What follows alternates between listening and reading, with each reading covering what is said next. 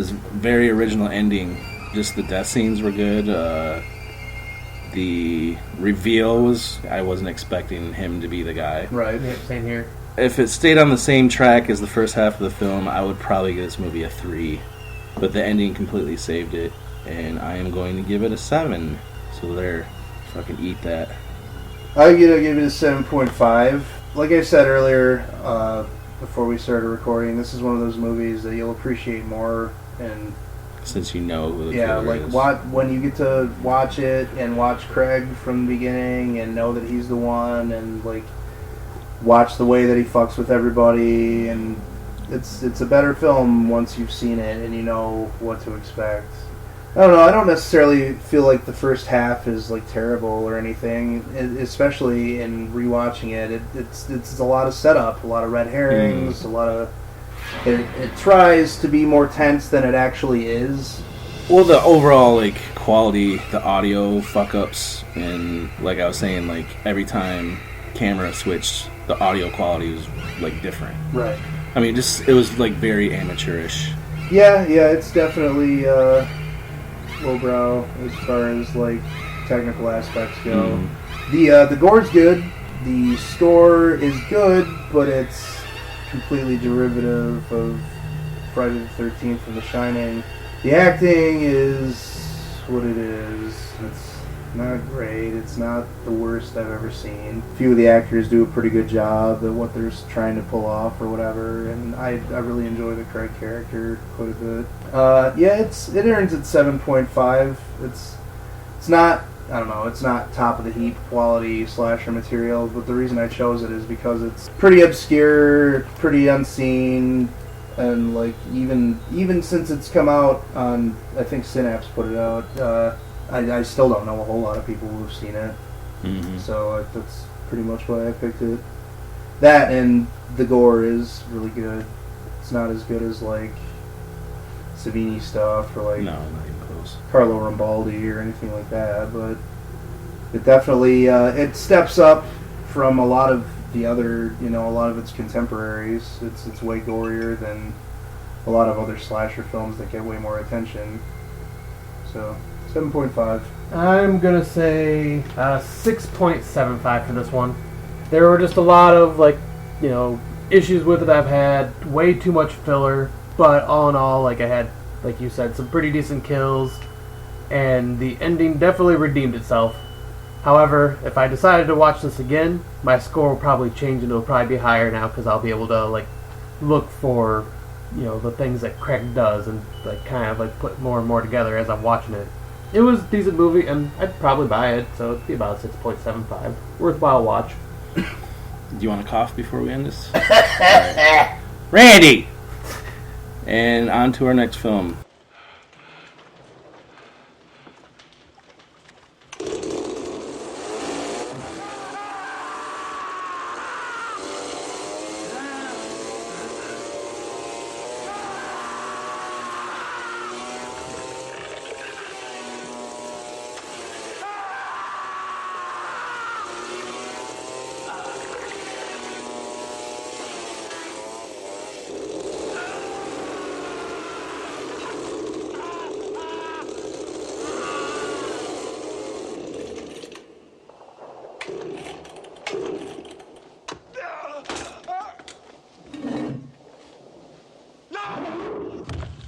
This next film is Michelle Rico Suave's Stagefright. Pretty much directorial debut as a full feature. I guess he did a documentary on Argento before this, but this film goes to show you that owls are creepy as fuck and plays suck balls.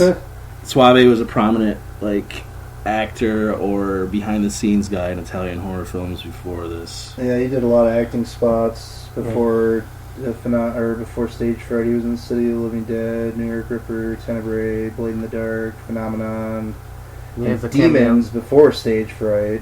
He has a cameo in this movie as well. Yeah, and then he was in Opera in the Church and Cemetery Man as well. The movie was also produced by prolific Italian director Joe D'Amato, who worked right up until his death, doing 198 films and producing quite a bit. He, of note, really only did Beyond the Darkness and Anthropophagus, but whatever. There was a score by Simon Boswell. Guido Manelli and Stefano Manetti. Well, Boswell did like the main theme and most of the music. He did Phenomena, Demons 2, Delirium, Santa Sangre, Hardware, Dust Devil, and Lord of Illusions. We've got effects by Pietro Tangelo of a couple of Stuart Gordon films, Pit and the Pendulum and Castle Freak. Just got those on Blu-ray yesterday.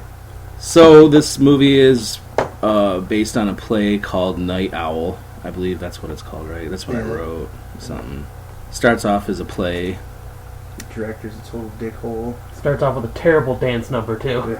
I mean, everything about this play looks god-awful. Yeah, it looks like... I don't know if it's because I'm not like what's a play guy that likes plays? Is there a word for that? Fag? Or, I mean, whatever. Okay, I'm not gay, so I'm not sure if this is like lives up to like being a good play, but it looks like it would be terrible. I don't think that it looks like a good play. No. I've been in plays. And You've been in plays? Yeah. And I like certain plays, and yeah, this one just looks half-assed. We're introduced into the play, and I guess it goes into like a cut or something, or a wrap-up for the day or something like that. Producer... I guess he'd be like an executive producer or someone who... Oh, the Money Man? The Money Man, I guess. Isn't exactly... his name is Ferrari. He looks like Paul Sorvino. He does. I thought that's he who it was. was. He looks a lot like Paul Sorvino. So he's not happy with the way it's being portrayed as erotic. The costume girl for the play is wearing a Cramps t-shirt. That's pretty sweet. Mm-hmm. This is where we meet John Morgan... Or A.K.A. John Giovanni Morgan. Lombardo Radici. I left out his middle name. I fucking can't say three names like that.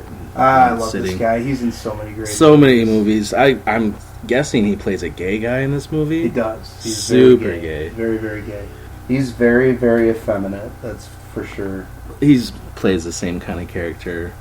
In House by the Cemetery. Yeah. Or But House by the Edge of the Park. House by the... Yeah. I don't think he was in House House on the Edge of the Park. Yeah, House by the Cemetery. Is Not next, House by the Cemetery. That's next That's week. next week. Yes.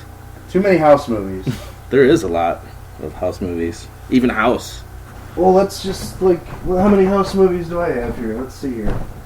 House, DVD break. House 2, House by the Cemetery, House with 1,000 Corpses, House of the Devil, House of Wax, House on Haunted Hill, The House on Sorority Row, The House on the Edge of the Park, The House Where Evil Dwells. That's just in his collection alone.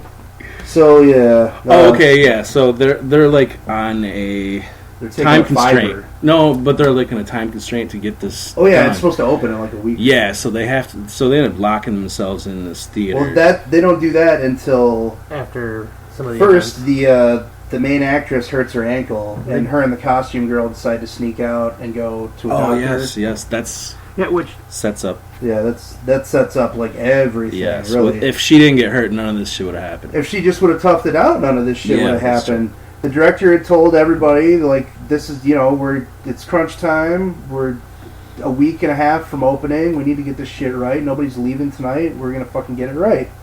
And the actress, like, hurts her ankle or whatever. The actress, who was also in The Church, another Suave film, and some other things. I can't remember right off the top of my head.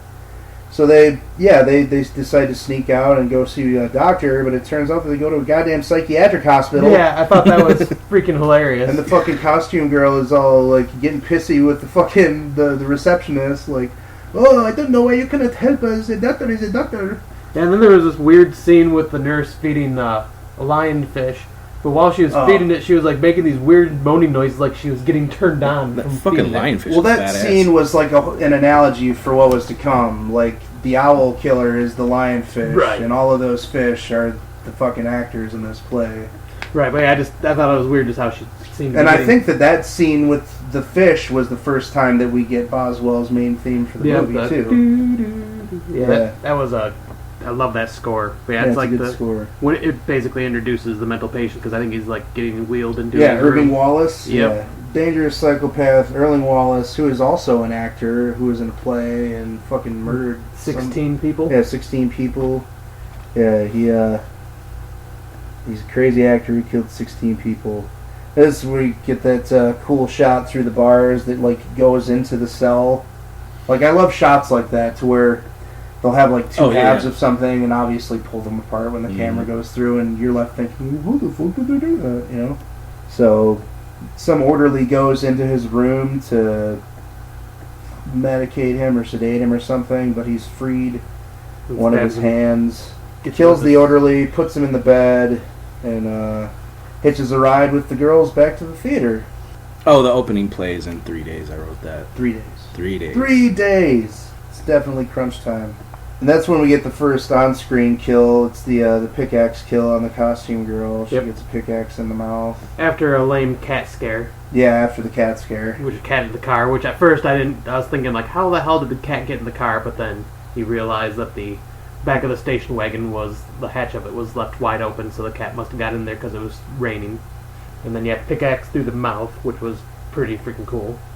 So the girl with the hurt ankle goes back inside, and everybody's pissed off that she's left or whatever, and the director fucking fires her and tells her to get her shit and get out. And she finds the dead costume girl outside. They call the cops show up, they haul off the body. Then the director decides, with a stroke of genius, that he's going to rewrite the play to be about Irving Wallace. And that's when they decide to lock themselves in for hers. This is where Giovanni Lombardo Radici, who is playing the killer in the play, is like in the costume room alone, and Irving Wallace...